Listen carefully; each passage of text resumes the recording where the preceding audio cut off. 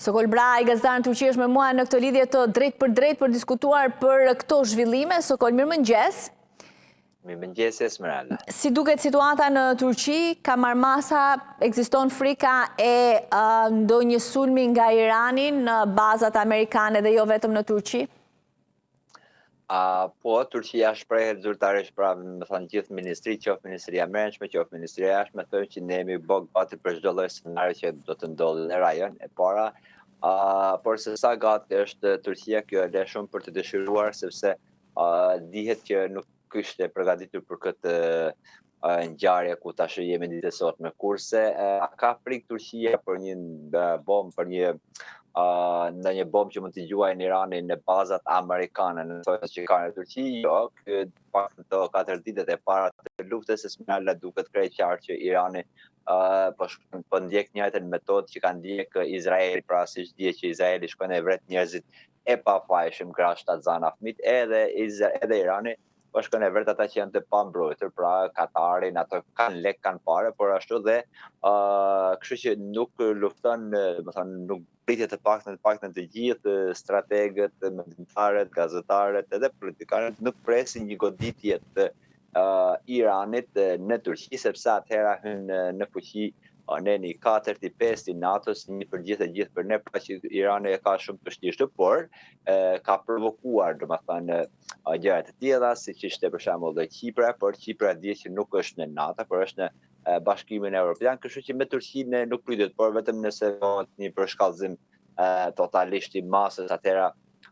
kemi shumë të vështirë që çfarë të themi Esmeralda, por tani për tani jo, pikat kufitare në Turqi, për shembull, nëse i referohemi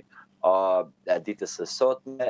janë krejt normale, biles që u priste që të kishte një hyrje refugjatësh nga Irani për në Turqi, kjo deri te tani të paktën raportimet zyrtare thonë që janë krejt e kundërta 1.800 deri në 2.000 vetë shkojnë nga Turqia në Iran, pra janë iranianët që shkojnë në shtëpiat e veta, dhe 1.200-300 deri 1.500 vinë nga Irani, këtej që ata janë me pasaportë turke. Turqia thotë që jemi gati për çdo scenario dhe siç e thatë edhe në fillim ju Esmeralda që bën thirrje për një paqe, pra që të ulemi në paqe, por më sa duket kjo duket shumë e largët. E kuptoj. Mirë. Si po shikohen kjo luftë e nisur nga Irani në Turqi? Pra, nëse shohim pak më shumë dëme, duket se Irani po bën në Katar, në Emirate, në Bahrein, se sa po bën në Izrael, që ishte edhe ai që kreu sulmet e para.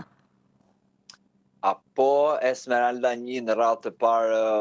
duhet të thënë, kjo ndoshta është edhe ajo që unë jam edhe shumë më afër luftës dhe normalisht që këtu ka informacione të ndryshme dhe sidomos avancimi teknologjisë. Por më shumë se sa tek ne ka. Po, më shumë se sa, dhe më thënë, kemi edhe grupe të ndryshme, sidomos në Telegram, Esmeralda dhe përdoret në këtë rajon, ku japin video, ku do tashme mund t'i kuptojmë edhe videot e janë me IT, dhe më thënë, apo jo, apo janë reale, dhe me të vërtet dëmet në të dy anët, në Izrael, në Iran, dhe në bazat amerikane, Esmeralda janë shumë më katastrofike se sa na thohet ne, pra se sa prononcohet zyrtarisht kjo edhe në Tel Aviv, edhe në Teheran, edhe në vendet e tjera, edhe në ashtu. Pse ban Irani atë? Po, e bën sepse vetë Ayatollahu para se të vdiste, pra një javë përpara ka pasur që nëse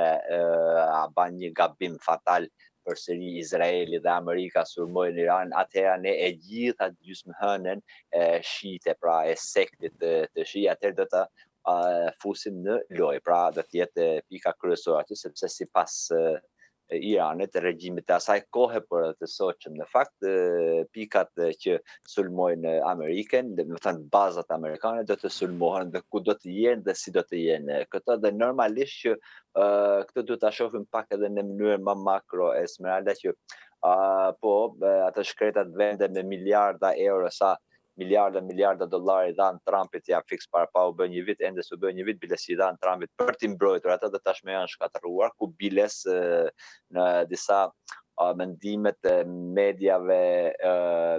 të lindjes së mesme, thohet që po tashmë ato vendet e Gjirit Persik, ato vendet arabe, Dubaia, Katari atë, deri në verë do të shohim sikur kanë qenë para viteve 90, pra në vitet 80, 90, pra do të jenë vetëm thjesht vende që kanë rënë dhe ju ka dhënë Zoti naftë poshtë tokë dhe kaq tjetër. Pra mirë, duhet me i pa pak se nga vinë këto, sepse po të shikosh në internet edhe propaganda e Iranit duket sikur Irani nuk e ka prekur asnjë rakete, kupton? Kështu që kam përshtypjen se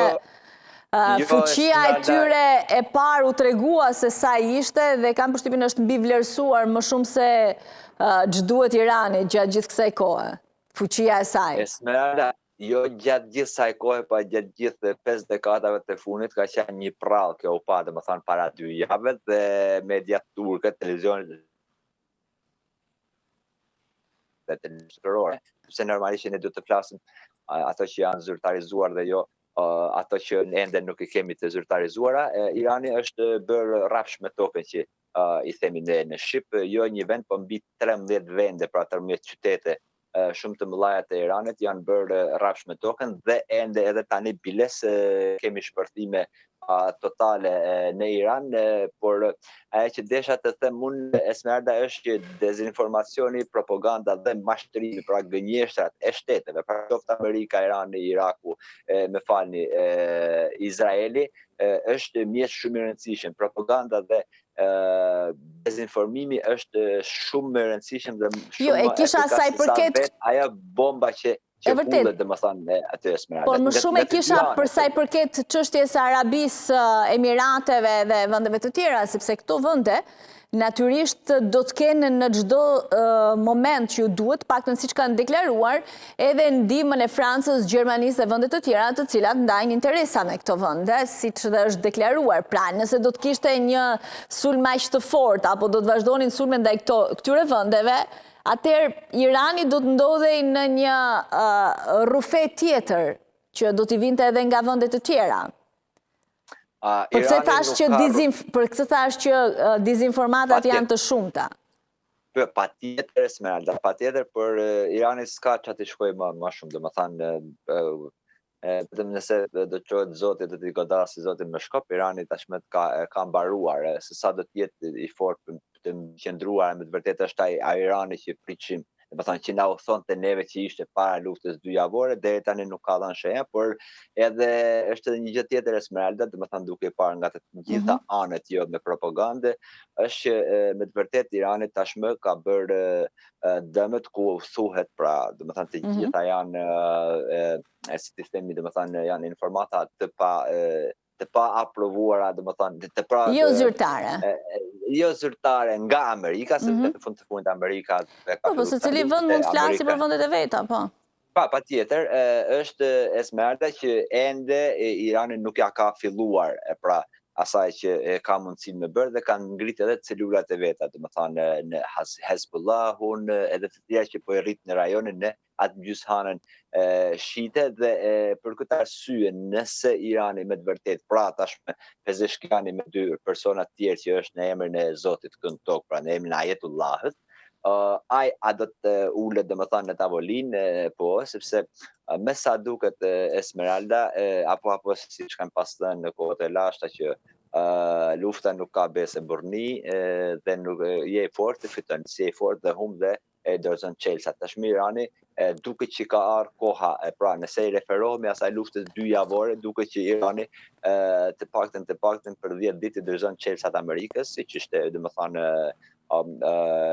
në falni Venezuela. Por a me të vërtetë që ajo garda revolucionare e Iranit apo vetë amaneti që mund ta quajmë që e ka lënë Ayatollahu para se të vdiste, domethënë gardës që ka lënë çdo